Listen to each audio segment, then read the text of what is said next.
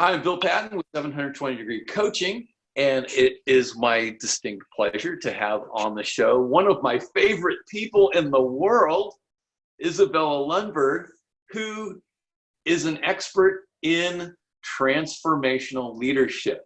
And we're gonna discover what is that. But first, we're gonna get into a little bit of Izabela's background and especially her story. The journey that got her to this place. So Izabela, tell us a little bit about, or how are you doing today? I'm doing fantastic. Pleasure seeing your smiling face and great energy here, great vibe, great screen in the background. And can't complain. It's a sunny and I'm healthy. I recover very well, and new day and new opportunity, right? Yes, awesome. All right, so tell us a little bit about your background in terms of, what is it that you do, and then we'll get into your backstory. Obviously, being early on an educator and converting that into finding ways how I can not only help young adults, how can I actually help adults? And then when I saw the huge gap in need, I shifted from global business management and education to actually studying organizational dynamics, people dynamics, team dynamics, and deep diving into leadership. And as a result, I have a chance to not only coach some of the great individuals in different walks of different walks in life, but also opportunity to really make a lasting internal transformation on individual, team, and organizational level. Okay, that's awesome. And I've read your book, and so I know your story in detail. So give us, the nuts and bolts of how it is that you came to be transformed through your traumatic experience that you went through. I mean, growing up in former Yugoslavia in a great family and with great friends and country of a socialist country with a lot of freedom, I felt like my world is perfect in so many ways, and my future was bright. I already knew. I started early school, and I already knew what I want to be, what I will do, and everything disappeared in split second with the break of former Yugoslavia. And unfortunately, I had a couple of choices there. Things I did not want it, did not anticipate, didn't ask for it. I had an opportunity to look at and say, I'm a victim of that. Or I can say, the cards that are dealt, let me see what I can do and rise above and tap into everything I'm being actually taught from my father and my grandma, a foundation, early advisors and mentors that I knew, and foundation of actually phenomenal servant leadership that actually served me extremely well through those traumatic events. Okay, and so how much of the story of your escape from the now fractured Yugoslavia do you want to tell? I will give it just a little bit so that people put in context, because everything I am working on right now and doing my personal and professional life comes from experience. So I always valued, of course, education, and having degrees and practical applications really truly make a huge difference. And what really made it an amazing experience for me is as a young adult, very young adult, loss of home, identity, father under awful circumstances, and so many great friends and family members, and journey that pushed me through so many challenges and obstacles to get to safety. Imagine when borders are shut like right now we're experiencing, and I am trying to escape from former Yugoslavia, Bosnia, Herzegovina, Sarajevo, through Croatia, through Slovenia, and Eastern Europe to get to Sweden. And then just that journey itself, languages, cultures, pressures, different authorities, different regulations, as we're seeing right now, every country has its own policies, and you're trying just to figure it out. How do I navigate all of that? On top of it, different authorities that are some a little bit less friendly and really unfriendly and intimidating. And you just endured all of this, and on top of it, now you have to step up and be tough and be strong and really read people very quickly. And that really helped me out to develop my behavioral in-tuned aspects of it, of human nature, human dynamics, to be really good in what I do actually today. Excellent. And so have you chosen someone to write the screenplay? Actually, screenplay has already been written and is in pre-production. Yeah, so I have a similar gift to you, as you can see. And unfortunately cannot disclose more, but you little devil, mischievously asking and probing, kind of leading in the right direction. Actually, you're spot on, and more to be disclosed very soon. You'll be first to know. How about that? I would spend more than the average movie ticket price to go see your movie. Thank you. Thank you. Thank you for your support and interest. And I really have to say, with what we're dealing right now, it's the foundation, and that expanded through, again, practical opportunities. When I finally got to Sweden, I work extensively in refugee camps. I work with highly diverse population. I work with authority, with the government, NGOs, and obviously continue my work in United States in that capacity, dealing with the most broken human beings you can imagine, survivors from genocide, torture, war trauma, human trafficking, rape victims, war, post-war deployment veterans, people that really are not only just experiencing severe PTSD, but so many other issues, and they're trying to pick up the pieces and reestablish themselves. And now we're having different type of war zone that we're experiencing here that is very invisible in terms of enemy, but also very clashing, conflicting due to not preparedness and emotionally, mentally, physically, financially to really deal with that, even health-wise, because everything right now is really very, very telling, and we can really dissect that, even how sports play in this current time, right? Well, and I just want to make one point and move on and we find that, those that will perpetrate evil also engage in misinformation and disinformation. But I just want to, that's my one sentence editorial, but we got to move on. We got to get to some useful content. I mean, this a really good background. I think that sets up a lot, for what we're going to talk about. So let's dig into transformational leadership. What does that mean to you? What can that mean to other people besides you? I mean, that is an excellent question and point, and a lot of people just have a lot of misinformation, misperception what leadership it is, let alone what the heck it's transformational leadership. Is just one more theoretical concept, and it actually started initially as a tier of leadership where leaders work with teams to identify needed changes or challenges and create the vision that will really guide them to move forward.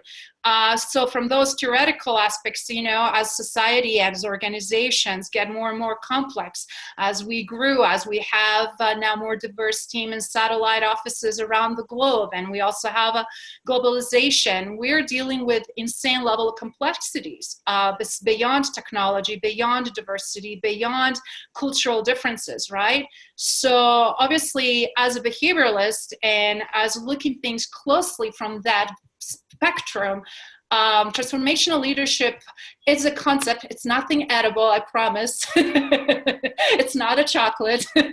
But what I'm trying to say is also, as in sports, it's an opportunity to truly work on your inner game. Mm-hmm. It's not like a change, like you're having a nice t-shirt right now, you flip it and change it for a jacket.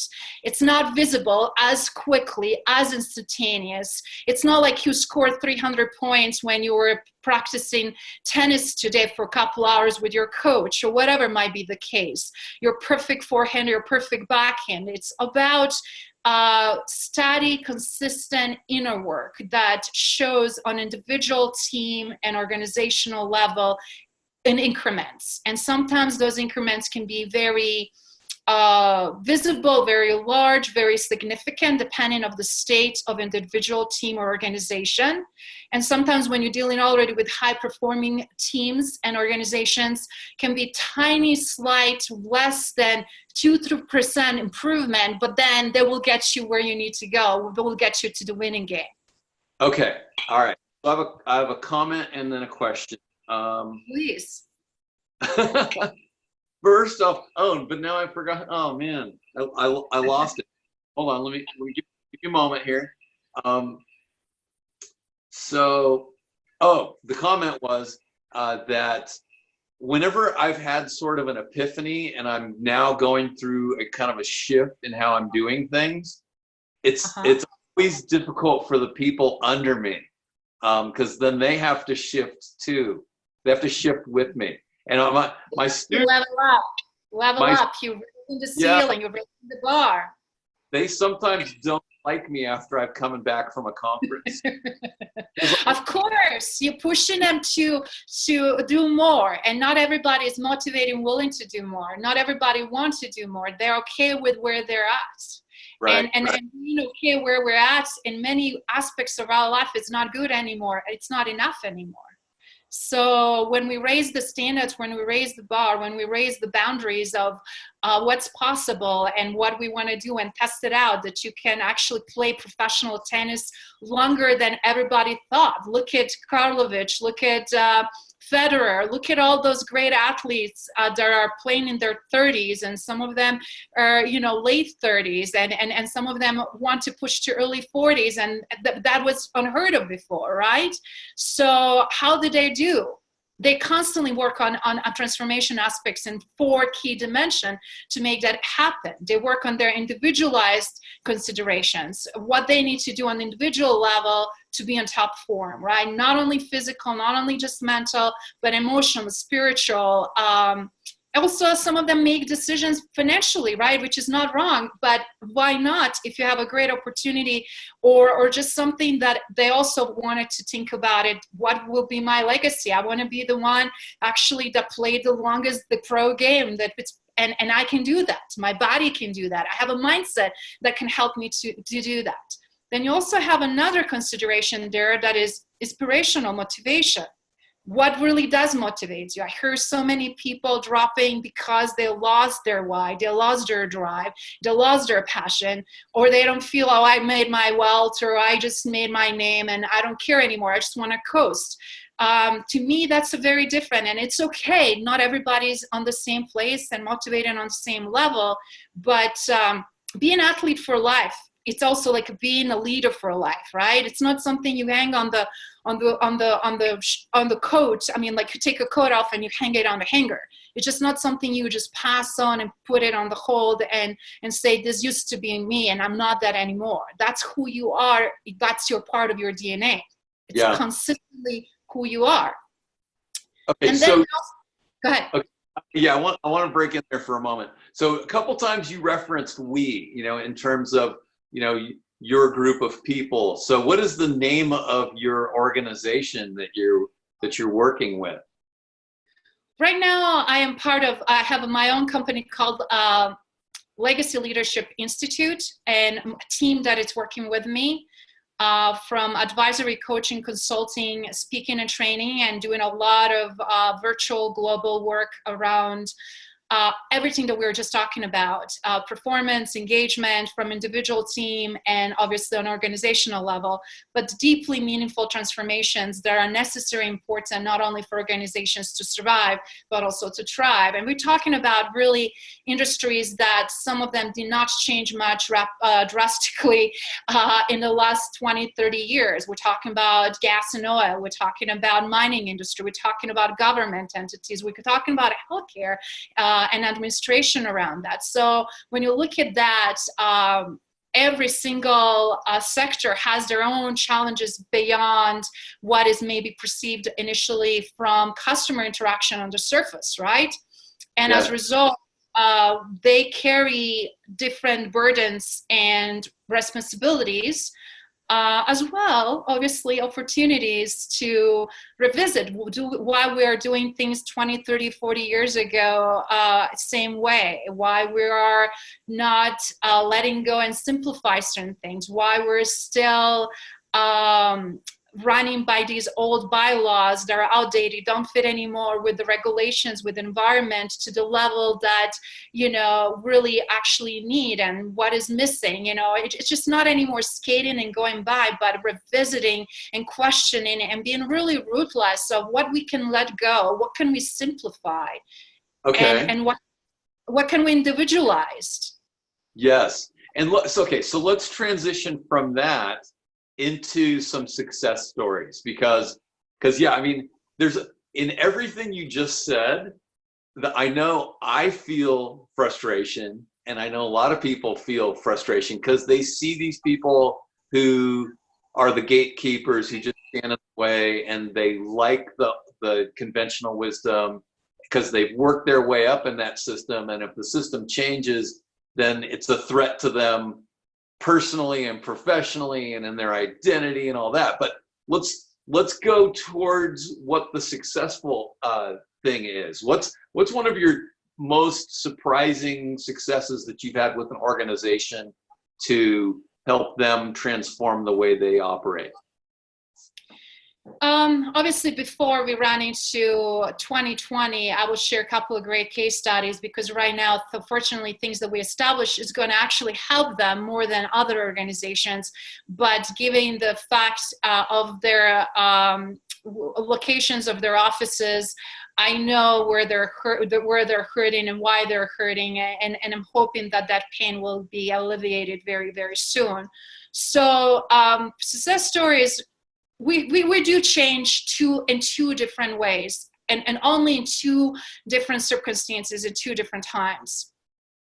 When we get to the threshold of pain and suffering and exhaustion, and when we're truly in the black hole in the pit, either it's an individual, team, or organizational level, from the lawsuits to we're losing the money, competitors are taking over, or we're having horrible leadership, or we're having good leadership, but our team is really not seeing this clearly, the vision or leadership change, and vision is diluted, or simply for smaller organizations, we're just over our head, we're rapidly growing, and Izabela, we're losing the traction. So that's one side of that change and transformation aspect, when people entertain me or my team or similar organizations like ours. The other aspect is, like yourself and many professional athletes, coaches that I ran into over the years, as I always been fascinated by that passion, drive to be the best, and then to be that leader for life, right? And being athlete for life, and have that mindset that as we age gracefully, we age healthy way, we keep that longevity going, because that is the actually most important, most precious thing. Wait, you can't be talking about me. Of course, and community of professional tennis coaches and everybody else that I know. So without name dropping, I think we're in very similar network, and knowing some of the guys like yourself that not only publish tremendous amount of the books and literature and improvement of training and coaching and training young generation, and identifying future pros, right? To the ones that are already groomed and start building and further developing on high school and college level, and some of them that have the largest amount of professional men tennis players under their belt, right? You know who I'm talking about. But the beauty is everybody play their parts. You just start early on that part of that spectrum, and some people carry a little bit later. But everybody's contribution is very important, and that's exactly what we're talking about here.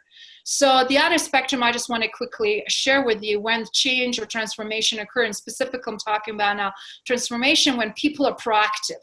When they realize, I may have only a few years or whatever it is, my span of doing something that I love may have limited time, and I need to revisit and figure out how can I position for long term, but also how can I start reinventing myself. And those guys less than 10%, they're proactive leaders, they're proactive thinkers.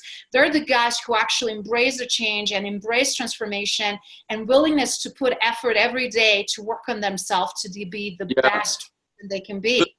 The person I'm thinking of, and I'm gonna take a Hemingway quote and I'm gonna put it in the tech sphere.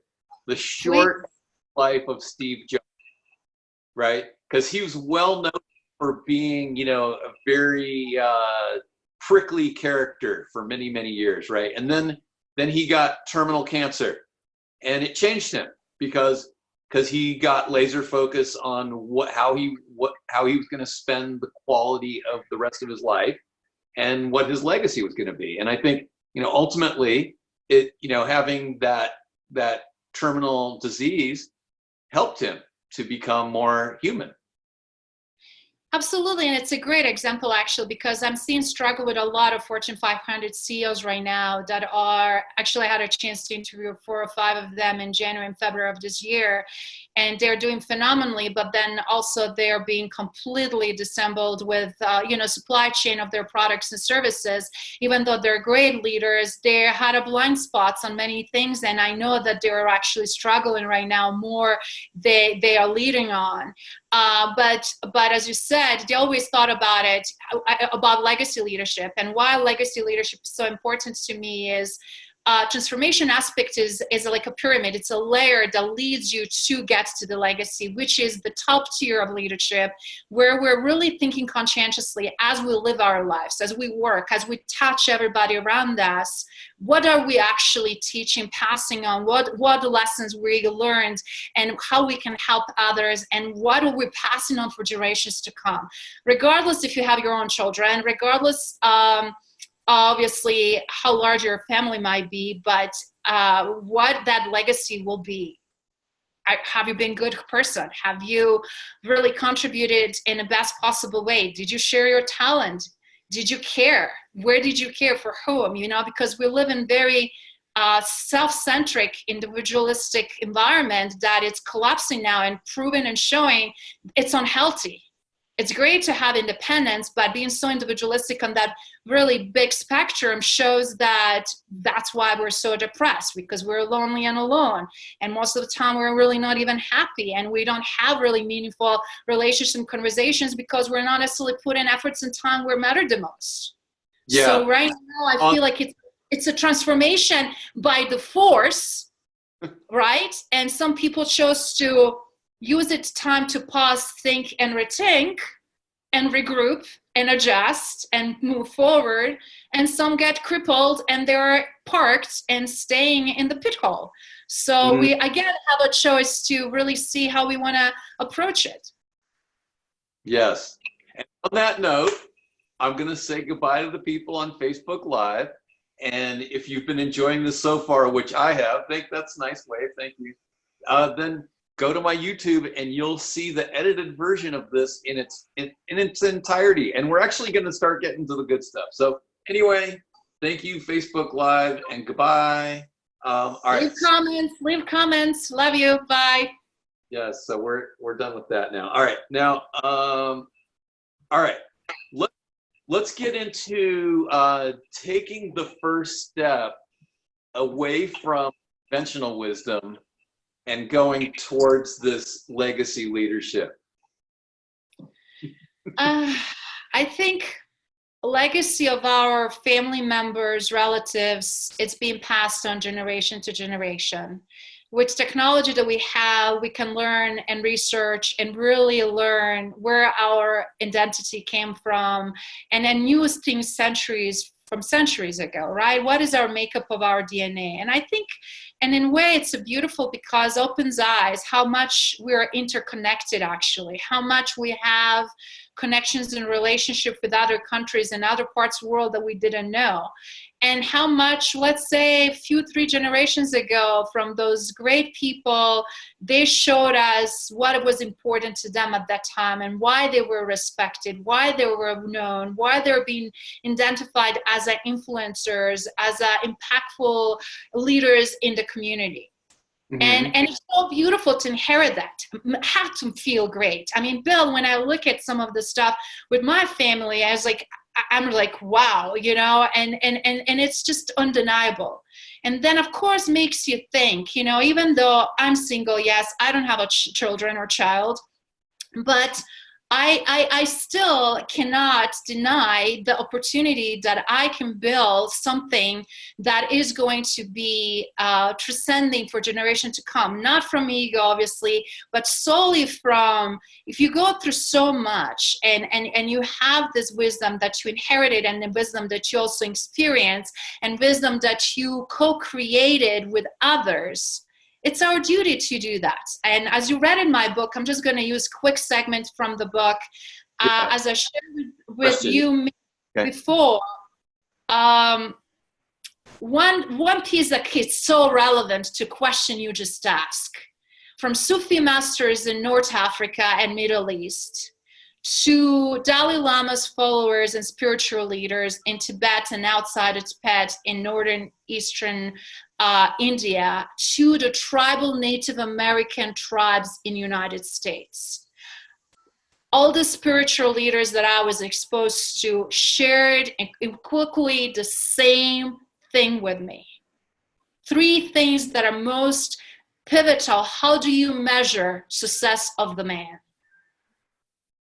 And the fact that all of them said it just in slight different version, but point to these 3 pieces, tells you foundation of the legacy leadership in such a raw, organic, real, tangible, impactful way. Number 1 is raise a child or children. You're already doing that. You're doing that with your own family, with your own children, with children of other parents that have trust in you to coach them, train them to your academy, to really push those kids to build confidence, self-esteem, to be driving their talents and passion and motivation, and have someone as a positive role model to be the future athletes. I did not have that in my lifetime. I wanted it. I desperately wanted, but it was not feasible. For a female athlete, was not feasible at that era, but that is the history. But it's such a joy to see how feasible it is right now for many, many young athletes, not to crush their dream, but to support their dream. All right. Number 2 is really interesting too, is pass on spoken/written word. Generation prior to us did not have a leverage of paper and books and maps and all this crazy stuff that we have right now, right? And ebooks and technology. Paper was luxury. Wisdom was passed on around the fire, around the intimate gatherings, from generation to generation through the stories. And right now, think about how many books did you publish? Think about how many books your colleagues and friends and people in the sphere of your influence published, and how much spoken word we have that transcends that wisdom and can be passed on, and it's forever and ever there. And then when you think about, because you never know, I mean, I just had a feedback from somebody, he's a radiologist, and right now is working as a ER supporting radiology/doctor/whatever, you know, and he said, Izabela, your quotes, your wisdom, your messaging, and not to toot my horn, I didn't have no idea. He's paying attention, he's reading. He goes, I did not go to see my family or anybody over a month. I'm being between hospital and very close dwelling where I'm at. And once at night or some parts of the day when I'm exhausted, I need a comfort, I land on things like this that absolutely make huge impact and difference in my life. And that was hugely eye-opening, and amazing gratitude and amazing feedback, because sometimes we don't see, again, as I mentioned earlier, those tangible, visible, transformational pieces that are really working for other people, but truly they are.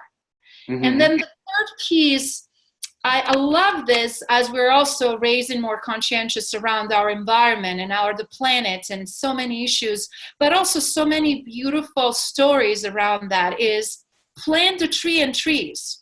Because think about it, one of my favorite parks, Washington Park here in Colorado, in downtown, not far away from downtown Denver, has trees that are being planted over 100, 150 years ago. Some of those trees are still withstanding the era of change and transformation, and they are most beautiful, magnificent trees. parks and everything that we do, and that is somebody did something for us, for our own enjoyment. And now we have opportunity to do that. And it's interesting that fast forward in current times, success is being defined in so many ways, and nothing wrong on being absolutely financially free and independent and successful, as well as with status and prestige and the name recognition and whatever might be desired there. But having these three components, Bill, let me ask you, do you think they're relevant today? I think people would dispute that. I think absolutely they are, but I do think that we've lost sight of these things, you know, that we measure completely on a different scale, you know, and it's the car we drive, it's the house we live in, it's the schools we go to, and you know, the grades we get in school, what our finances look like, how many trips do we get to go on, that kind of thing. So yeah, I mean, absolutely, we've become so materialistic and lost sight of those things. So, but you brought some pain to me, because we tried to plant a tree in the front yard, and the deer came and ate all the leaves off of it, and it died. So we're gonna have to do that again. I have to have a little fence around it to protect it, but the beauty is like, you know, it's just a reality check too, how many trees are actually being cut and how long it takes for some of those trees to really grow, and some of them are taking longer than even our lifetime. And that is the piece. It's like, isn't it that precious? Isn't it that actually valuable? And the reason I'm bringing that is the like centuries old wisdom. It's nothing necessarily new, but now it rings so loudly as we're revisiting everything and what's important. And actually, I'm glad to see some of transformation going on, and have moments with some of my clients when they say, hey, Izabela, you know what? I used to chase this and that, and I realized I actually was chasing all along the wrong things. I would give anything to have a meal right now with you or other close friends or intimate people that I feel that I want to spend quality time just having conversation and talk about life. Or just have a hug. We forget what the hug actually meant, and what hug turned into, in the last few years, and how we actually greet each other, shake our hands, or just embrace each other, right? Well, yes, and when you talk, actually, number 2 is a lot like number 3, except that you're planting into people, right? Exactly. Remind me what number 1 was again. I forget number 1. Children, passing on new generation. But when you look at that, is all 3 aspects of progression of life, because then through educating and raising the children or child, even if it's not yours, as an educator, to me was huge. You are educator, as an educator, that is huge also. So that's the insane impact that we're having, right? So what I want to say, that doesn't mean everything else, what everybody else is doing, is not impactful. But those are the foundations of life. Newer generation, passing on environment that those new generation can live, and giving them tools that they have as a resource. Think about that. Mm-hmm. Okay. All right. So do we want to get on to advanced challenges for the highest levels of leadership, or have we already covered that? I think we started, and I think we can deep dive a little bit more, because that is actually a really hot question, hot topic, and I'm so glad you're asking. You're spot on with everything that is not only happening at the moment, but in times of that consciousness, the level, the desire, the drive, the passion that is coming, right? So with a larger question and drive of when we're talking about transformational leadership, I mentioned individualized consideration, inspirational motivation, idealized influences, who we're looking up to, who is our role model, but also we're looking at intellectual stimulation. And right now, many leaders are recognizing that they need to, more than ever, further develop. One of the things I don't know if I talked to you in our previous conversations, but if I did, I apologize for repeating myself. Was this? Remember. But what's interesting, Bill, is we identify a huge gap of emotional capacity. And when you put into perspective that today is the slowest day of your life, that everything from a second as passes by is just going to speed up and speed up. That days we lived in 2020 versus days we lived in 2000, 2005, 2010, exponentially speed up. Either we like it or not. Either we embrace the change or not. Either we participate in deeper, meaningful way. So think about now how much we're forced in order to have a head on our shoulder, to be able to guide, advise, influence, and support others, how much more we need to do. And with that in mind, when you say challenges, the challenge is exponential. We need to finally have the trust that I can hire top guns in 5, 6 different disciplines that are absolute subject matter experts. I may know so much about them, about those expertise, but let them run. Let them do what they're capable, able to do it. You cannot do everything. You need to trust your team and your inner circle that everybody will come and deliver their piece. Yes, and that's where Steve Jobs said, right? Steve Jobs said, we try to hire people who are smart. We don't hire people to tell them what to do. We hire people to have them tell us what to do. So that's a quantum shift, because people have these issues of power and control. You know, people want to get to a point where they can control things, but there's no wisdom in that, really. It's basically the higher you get, the more of a conduit that you become for other people to do their thing. So very true. You're spot on, Bill. And one interesting piece with that to piggyback is, imagine now magnitude of how things speed up since Bill Jobs' era, since he fortunately passed away, and how actually hard time his predecessor had to deal with the changes and challenges, and then competition that just came out of the blue, and then products that they had some tweaking to do and improvements, right? But they consistently withheld the core, the value, the premise of the leadership, of the high quality product, and how they're going to continue to treat their customers. And they did not let that jeopardize. They lost in some products a lot of money, but they did not lose consumer trust because they're willing to eat that up. They're willing to transparently talk about it. Think about how many companies and corporations we have right now in our country. We don't have to go anywhere else outside of the world to look in and zoom in and see that that is not the case.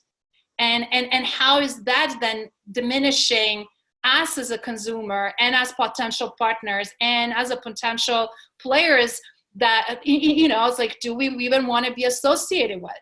How short-sighted that is. Okay, like here's an example. Foster Farms had a problem with, some kind of, I forget what it was, whether it was listeria or something, some kind of disease that was in with the meat, right? And they were decisive, and pretty much all products were removed from the shelves immediately. And that created a lot of trust with. Absolutely. Yeah.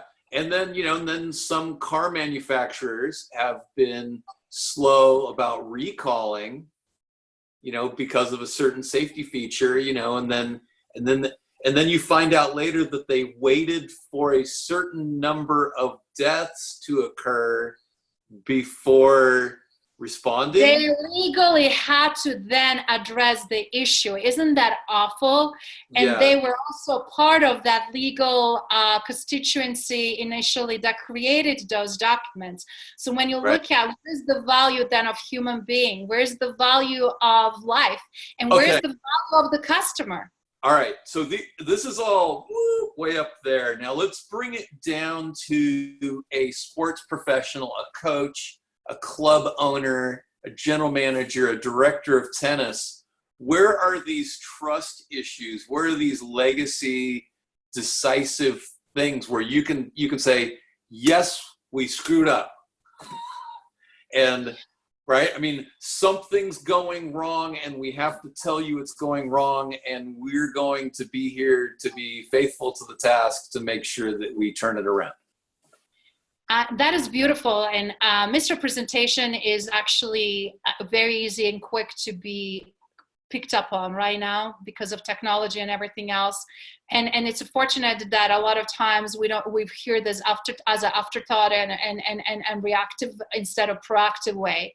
And I feel like the proactiveness in everything in life and preventativeness, it's almost not anymore existent. And I think that is where small businesses lose very quickly credibility, clientele, reputation.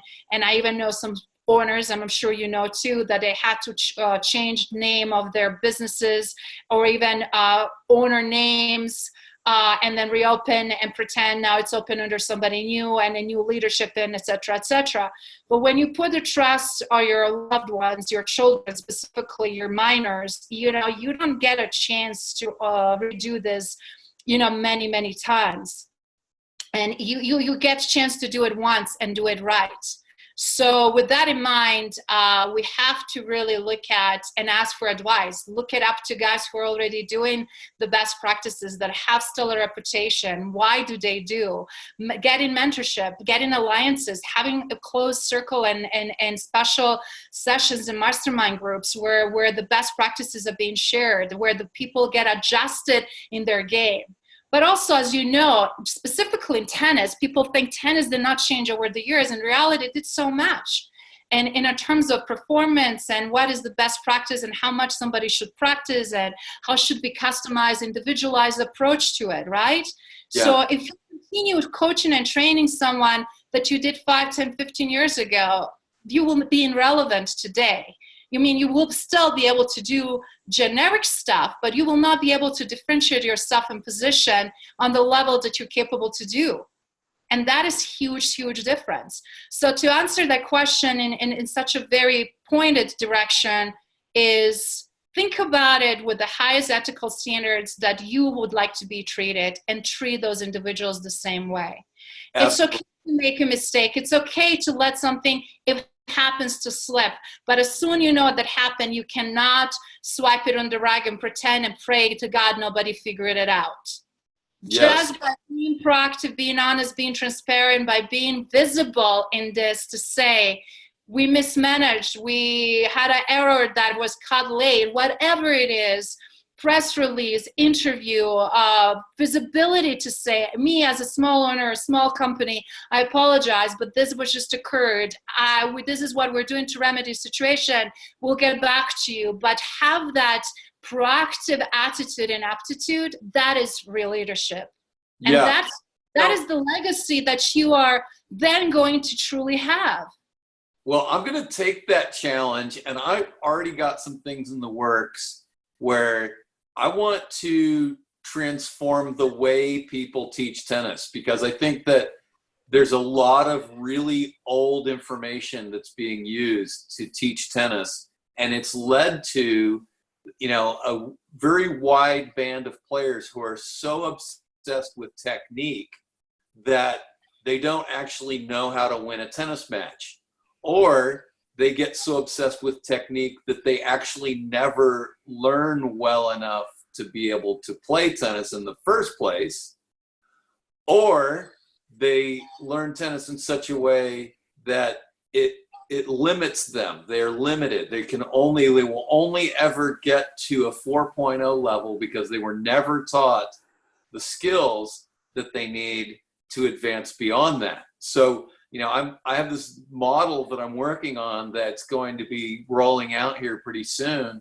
and it's going to be about teaching people to be 4-5 and 5-0 players from the beginning, and actually how to get more people very quickly to a 2.5 level so that they feel like a tennis player, and then now they belong to the community of tennis players. So And that's wonderful. And I think it is so necessary, it's so timely. But I also think more than ever, the relationship and roles between coach and player, it's very essential to be established. And things got blurry and things got rigid and things again got blurry. And then it's a lot of unclarity. And I also have to say, one of the things that I'm seeing for the ones that are winning the game, right? Winning as a coach is winning as a player, winning on the field, and sacrifice and efforts and everything they're doing and investment they're putting in themselves or others. It's that sense of boundaries, individualized, customized approach. Because as a behavioralist, I would not coach you the same way on certain aspects of it, the same way I would maybe teach or coach somebody else. You better not. and that's this is a very sensitive subject, because I absolutely do not like to be treated like everyone else. I mean, this is hardwired. And anytime somebody says, "Oh, I've got you figured out," I think I knew you were gonna do that. I'm like, no, you had no idea I was gonna do that. I mean, there's certain things that are routine that people do that are smart. So yeah, that wasn't unique to me, but you can't figure me out. There's no way, right? I'm staunchly defensive about my uniqueness. Anyway, so it sounds like wait, hold on a second. It sounds like we've already started answering the question, advice for professional sports community and beyond. Have we already started answering that question? Yes, in many ways we did. And one of the things that I obviously wanted to share, that we're seeing today magnitude of issues, right? And we're also seeing the speed of change and disruption that is so high versus solutions and implementations of those solutions and best practices. So I'm glad that you're playing already on the other side of the coin and practically looking how to open up your game and how to open up the game of those students that can progress much quicker, much faster without injuries, but also build self-esteem and continue to stay motivated. If you put me in a situation where I'm just like, repetitively doing over and over, or a little bit of change, and I don't see the progression, I'm one of those people that get bored very, very easily. I'll be like, this is not working. I'm not talented enough. Screw this. And I will move on. Right. So in reality, we need to recognize who we're dealing with, but also we need to deal with the dynamic and speed that is required. And I think you're spot on with that. Well, thank you.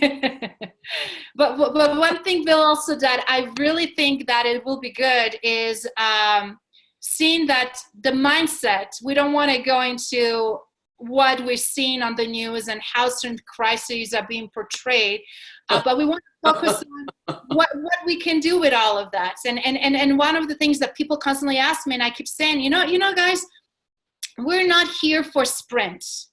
And people always want to have a quick win.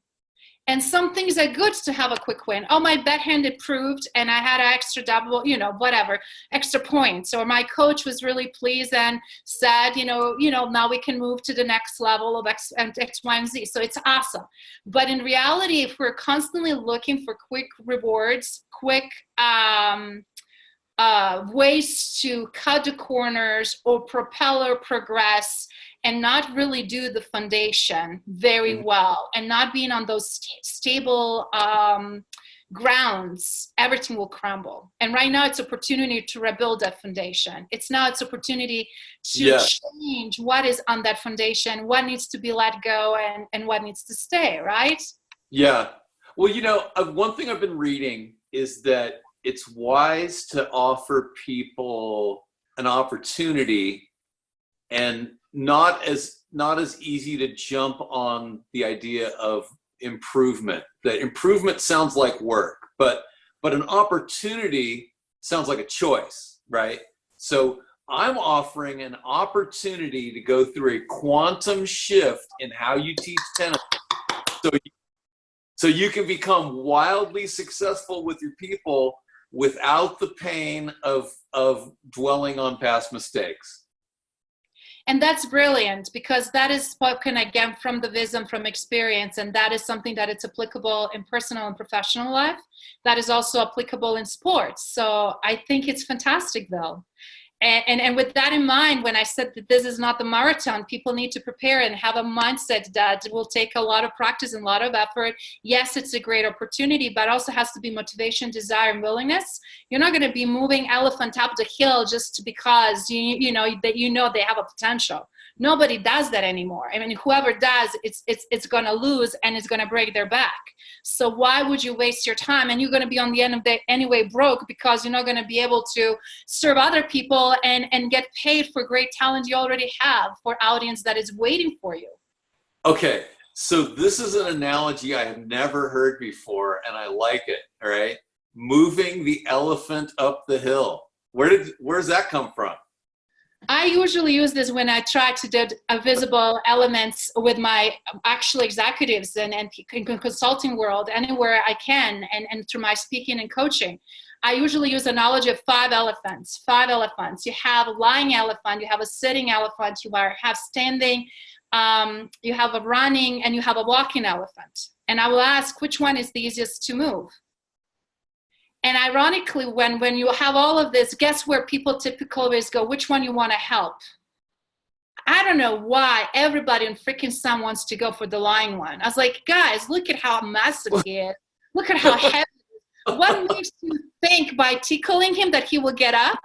It's like, he doesn't even pay attention to you. Why wouldn't you want to go check it out, the one that is running, and then the one that is walking or standing, and get him along with the one that is running? So we have at least, which is that early adopters, right? It's an analogy where you show people that show up, that are ready, they're hungry, they're eager, and they're just waiting to see which direction to go. Okay, I have a story to share, and it might be a complete waste of time, and it might mean something, and I'm going to leave that up to you. But go for it. It might mean something. All right, so I pulled up to a gas station in a pretty rough part of Oakland, and in front of me was a man who was completely stationary in his car. He wasn't pumping gas. He wasn't moving. He was a very large, mean-looking person. Ooh. Completely stationary. And I'm looking at him for a second. I'm thinking, is he dead? Is he dead? I mean, what if he's dead, right? Is he asleep, right? Is he somebody who wakes up angry, right?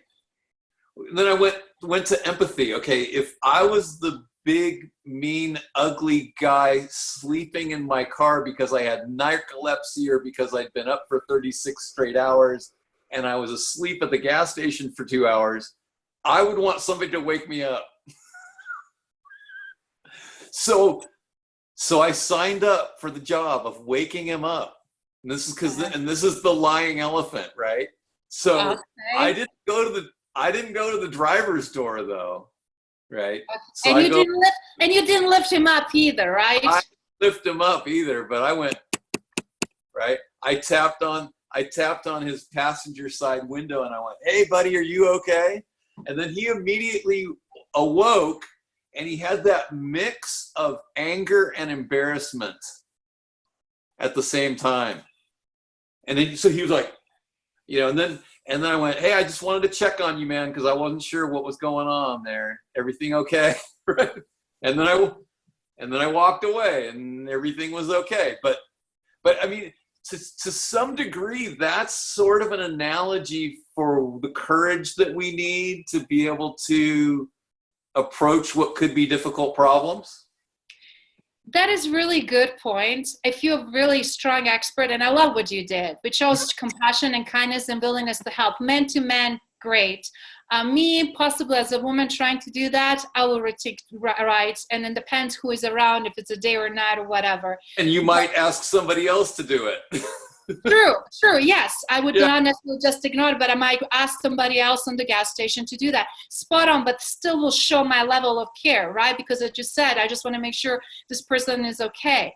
But this is the piece. Tendencies usually are that we always want to go to the hardest, biggest, most complicated challenge. unless we have years of experience and know how to handle, why would you want it to go there immediately when you have other 4 opportunities right in front of you? And sometimes if you do your first 3 very well, the 4th will get up from sitting and start walking as well. And then when the 5th one is left alone or start seeing everybody's gone, they start moving as well. So you don't have to put any more effort because they hear, they don't want to miss out. And that's kind of like a life analogy, right? So just because some people are not ready now, or they're skeptical, or they're hurt, or they're in pain, or going through so many personal or professional issues, or overwhelmed, or just don't even know that they have capacity, having and showing what we can do for others and having them still to be included. It's a gift. It's a huge gift. All right. So this is something, so in teaching tennis camps, this is how I train my staff. I tell them, I want you to ignore a large percentage of the bad behaviors that you see.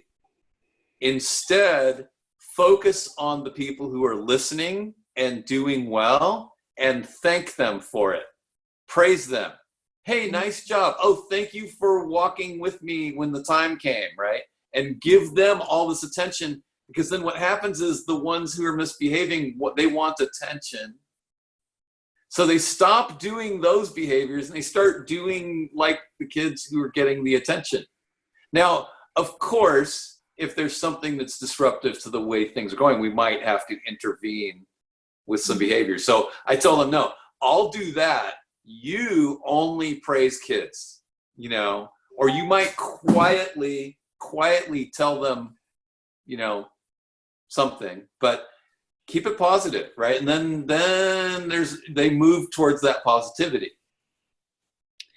That is a great way, specifically when you're dealing with young, impressionable future leaders, right? We do not praise and we do not focus on positivity remotely enough. Specifically in adults' world. And if adults are not doing that, imagine when those adults go home, I'm sure they don't do that enough with their own loved ones, because that's not habitual, that is not part of their DNA. I think it's a huge opportunity for us to really start shifting that and showing, right? For me, when we worked on research in early 2000, 10 people in the room would be together, and if something negative happened, 7 out of those 10 people will go out and share of that negative news or negative event or incident or whatever situation might be. Today, right before even 2020, even in 2018 and 19, we already got to 10 of 10, or at least 9.25, which means that even that one person will at least allude that something negative did happen, maybe not go in the depth of it. So imagine how much reinforcement, and we also polarize our vision and our lens. And let me quickly elaborate that, and that is also something that is very important for professionals in sports and beyond. If we're having someone who performed 99.99% extremely well on all aspects, emotionally, physically, mentally, spiritually, and they really are great listeners and engaging in great personalities, and one minuscule little thing that gets you on your nerve, or your pet peeve, and you just get drilling them on that, you just killed potential of that person, the love, the trust, respect, as well as future all-star to be able to really see unfold.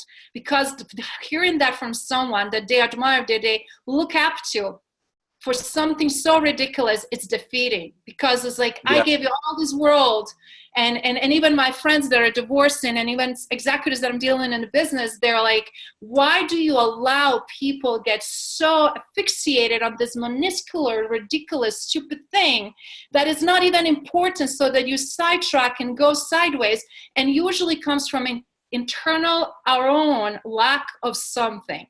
So we need to be very, very careful what we're projecting on others.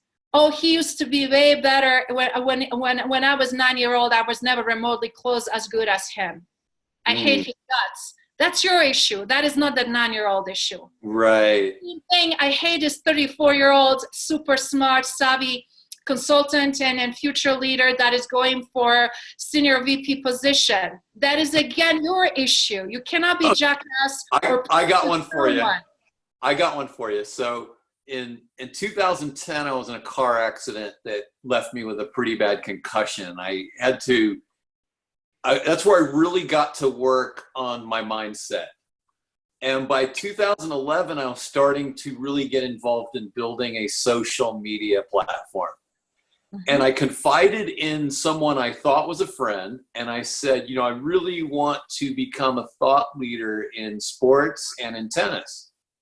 And he thought that was the most arrogant thing anyone could say. And I'm like, wow, that really struck me odd, right? I'm like, well, don't feel arrogant, And then he said, well, what qualifies you? And I'm like, well, I've done a lot of work on my mindset. I'm sharing what I'm going through with people. It resonates with them, and they feel inspired, and they do likewise, or they do it their way. So, thought leader. And it was really interesting how, he couldn't wrap his brain around that. And I let it discourage me for a very short while, but then I was like, no, that's his issue. So it's an example of exactly what you're saying. He has some sort of internal, lack of self-confidence or hatred of people who have confidence that gets in the way of him being able to accept and acknowledge and even promote people who will do positive things. Or do better than them, or be more successful with them, or being liked more, or having much bigger following, or whatever it is. Now this tangible new way of elevating, quote unquote, your game externally in the real world, and what we're trying to do. And it's nothing wrong with having great network. It's nothing wrong being loved for the right reasons, right? And I kudo, and I love everybody to succeed. I don't come from jealousy. I don't have a jealous bone in my body. But when I see it, and when I also seen a lot of behaviors that are not at all called for it, and then lashing, and specifically among adults to adults, that's, to me, is like, it's a different conversation when you see amongst the kids. Definitely very, very strict in terms of adults to the child, because it's detrimental and abusive for their development. But when you see also in professional settings, in billion-dollar companies, specifically from higher up leaders, then that really does call for speaking out. And sometimes, even though it might not be the most popular way, you can still be diplomatic and nice. But I just learned, I'm like, I'm not gonna ignore this, and I don't care how I'm going to be perceived. And reality, a lot of times I'm external contractor or external advisor anyway. But if you guys ask me if you brought me here to fix the problem, and if I see the problem and you part of the problem, I'm going to tell you. Of course, I'm going to choose the way that you can absorb it, because everybody has a different way how they can receive feedback. But reality is, we have to call each other on. We truly do. We need to call each other out, and we need to hold the community to high standards. So many athletes prepared for Olympics. Unfortunately, that is being canceled. And 4 years of hard work and dedication. But guess what? That is not lost. Just because you didn't get a chance to show up and show how great you are, think about it, how much you build and how much more now you have to look forward to it. Yeah, one more year of training. So it's going to be an off-the-hook Olympics. People are going to be, maybe the blessing behind that is smashing world records all over the place. I don't know. That'll be interesting. So It's like, now I know you're on a little bit of a tight schedule, right? Yes. So let's wrap this up. Let's bring it home with some take homes, some action items, and what do you really want people to do after this talk? Guys, I have a special thing I wanted to offer to you that Bill can share later on. I'm having public group where we can really thrive in the difficult times and challenges, where we can bring those elements of wisdom, like just Bill shared with me and I share with him and broader audience. I think that right now that is huge opportunity, because a lot of people ask me, and it's only one me, but guess what? If I join forces with Bill and other great coaches and mindset driven individuals, we all win and we can share and support one another during this time. But what I really want you to take home is that, again, this is not a sprint, it's a marathon. It is about endurance. Prepare for that. Be kind, be loving towards each other, be kind and loving towards yourself. It's so easy to get beat up. It's so easy also to beat up ourselves. And if you're not your biggest advocate, it's hard to then expect somebody else's love, attention, and care if you're not willing to accept that from yourself.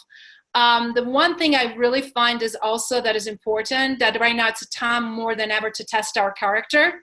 And with that in mind, please show up as a genuine, real, authentic you.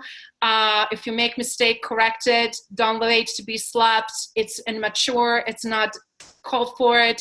And be proactive about everything you do. And just be loving human being. And regardless of your role, where do you play? If you're in front line, sideline, sideways, backways, doesn't matter. We're all in this together. Only way we're going to win is if we play the game as a team, one team, guys. Love you so much. Cheers.